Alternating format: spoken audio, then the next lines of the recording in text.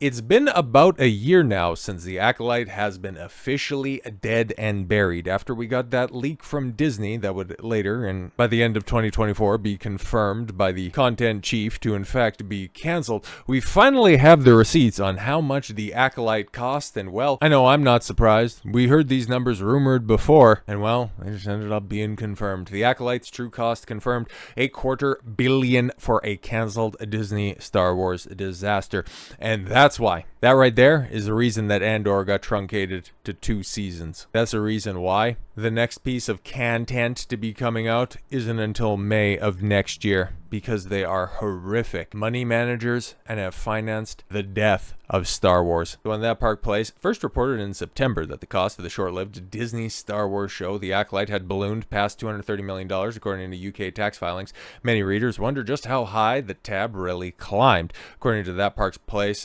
Jonas J. Campbell first broke the story of Disney's out-of-control spending last year. The final figure before tax credits and without marketing factored in was a staggering $254 million, according to a public record documents in the UK. Wow. $254 million for 8 30-minute episodes?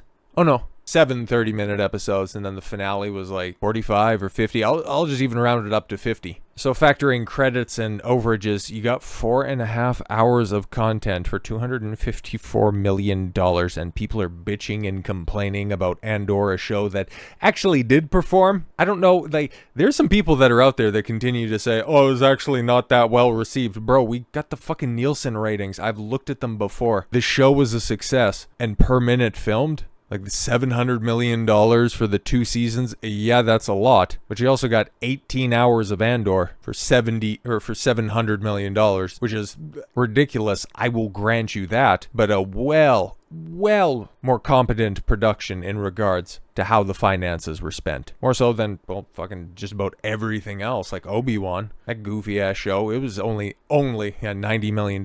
Then again, that was a little over 3 hours of content. But alright, let's continue. Campbell posted on X, remember when Leslye Headland said The Acolyte cost $170 million? Well, yeah, she was correct. Yeah, you only count spending through September of 2023 in Great British pounds. I can confirm that the Walt Disney Company spent $254 million on the Acolyte before marketing or tax credits. And God, I remember when that came out. Yeah, it was a little over a year ago at this point in time, but fuck, man, it was getting advertised everywhere. So I wouldn't be surprised if it was another $50, $75, $100 million on marketing.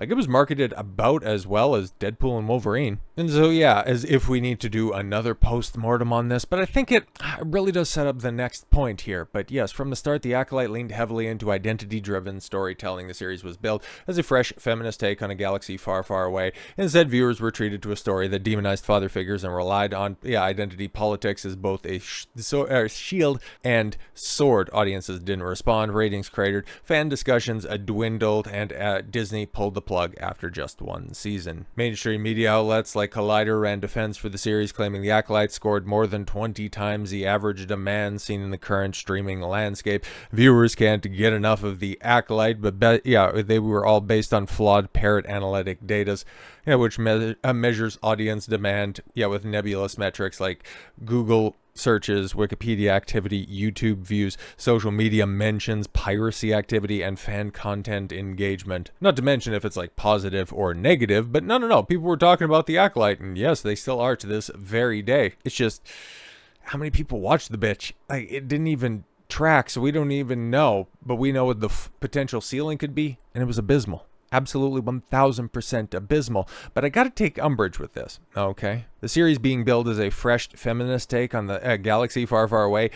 No, especially not for Disney Star Wars, because that's kind of been what they've been doing ever since they've been putting out content. Like, can we think of a single show? Okay, I don't know too much about the animated stuff, so that could be the case. I wouldn't be surprised if it is, but I don't have a point of reference for like The Bad Batch or Visions or something like that. I'll take your word for it. If it's actually like, based in red-pilled content, I don't fucking care. If you think nobody watches The Acolyte, nobody watches those goofy-ass animated shows. But which one of the shows, which one of the Star Wars shows that have come out actually has like a strong masculine lead? It's not The Mandalorian. That's Bo-Katan. Stupid Din Djarin got cucked in the 3rd season. and parts of the second season as well. Book of Boba Fett, like that was all about how competent Fennec Shan is, while Boba Fett lays in the fucking Bacta tank and dreams about the time that he was getting beaten with a stick by the fucking Tusken Raiders. And then he kills the wrong sect of people that he think are responsible for wiping out the fucking the Sand people afterwards. God, that shit is so dumb. The Acolyte speaks for itself. And then, of course, who was the main character and what story were they telling during the Obi-Wan show? All right, it was all about Reva. This is all feminist babble.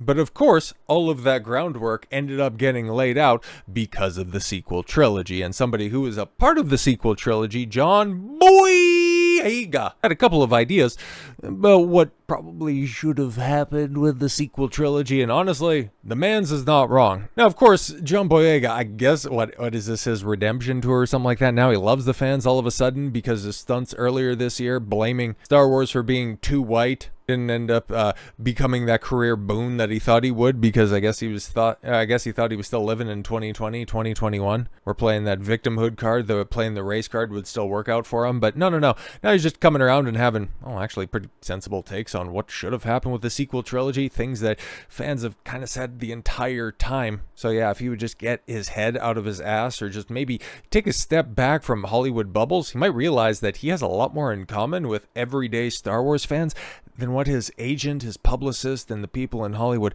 would like for him to believe. But John Boyega says if he were to produce Star Wars, it would have been different. How different would it have been? Well, it would have been good for one. But yes, if I were to produce on Star Wars from the beginning, okay, I would have had a whole completely different thing. Talking about the sequel trilogy, not going all the way back to the beginning of the series. But he was asked by an audience member at a spotlight panel at Florida SuperCon a little while back, okay, what he would do if he were to remake the Star Wars sequels that he appeared in. Boyega was incredibly honest because, yeah, before one of his many fucking braintisms that he has had over the years, like, he was very invested in his character. He was very open about how he absolutely got sidelined and how he was hoping that Finn, would one day, fulfill the promise of him holding a lightsaber towards the end of TFA, that maybe, he would be Force sensitive, which that was apparently something that probably ended up getting cut from Rise of Skywalker, where the thing that, before they fall into the goofy-ass sand puddle after getting chased by the Final Order troopers after they fly now. When he said, Rey, there's something I need to tell you. It was supposed to be that he's Force sensitive. Maybe. At some point in time, that was the idea. But I think it was Colin Trevorrow who was originally supposed to pen the script or write and direct Rise of Skywalker, Episode 9, whatever he was going to call it. But one of his ideas was to have Finn become a Jedi after Rey falls to the dark side. And it's like, that would have been, I don't know if it was going to be good. It probably wouldn't be at that point in time. But would it have been better? Let's just say I would probably take a chance on that as opposed to what Rise of Skywalker ultimately is. But yeah, man, Boyega has talked often about how he ended up getting shortchanged. And so his idea for the sequel trilogy, like I said before, some common sense shit. It would be mad, said the Attack the Block star. First of all, we're not getting rid of Han Solo, Luke Skywalker, all these people. Yeah, that's not exactly that crazy, my guy.